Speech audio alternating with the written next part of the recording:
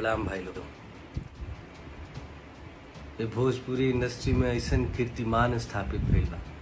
Hello कौन 800 million views cross कर गई।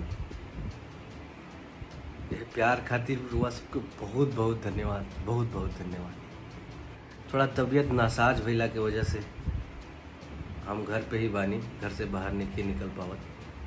हम एजे से बड़ भाई आशीष वर्मा जी के, स्नेह उपाध्याय जी के, सोनू वर्मा जी के, आशीष यादव जी के और पूरा टीम के, हेलो कौन के पूरा टीम के बहुत बहुत धन्यवाद देता नहीं और बहुत बहुत बधाई देता नहीं।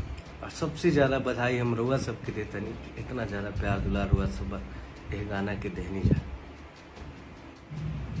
और भगवान से प्रार्थना करेंगे कि हम जल्दी ठीक हो जाएं तो जाके आगे के गाना और सब कांवर गीत जौन बा रिकॉर्डिंग करके, शूटिंग करके रुआ सबके बीच में लेके आई। एक बार फिर से बहुत बहुत धन्यवाद रुआ सबके। और हम रुआ सबसे रिक्वेस्ट करब कि ऐसे ही प्यार दुलार एक बारी और झोंकी जा हेलो कौन की 1000 मिलियन तक लेके जाए जा, ताकि भरी हमनी के जाके सीना ठोक के कह सकी जा कि हमनी के भोजपुरियो इंडस्ट्री में 1 बिलियन के एगो गाना बाटे।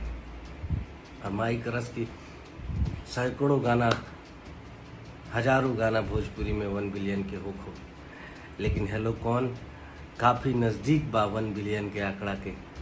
तो एक बारी जोर लगाई जा और जल्दी से जल्दी एकरा के 1 बिलियन तक पहुँचाई जा। बहुत बहुत धन्यवाद भैया लोग, प्रणाम।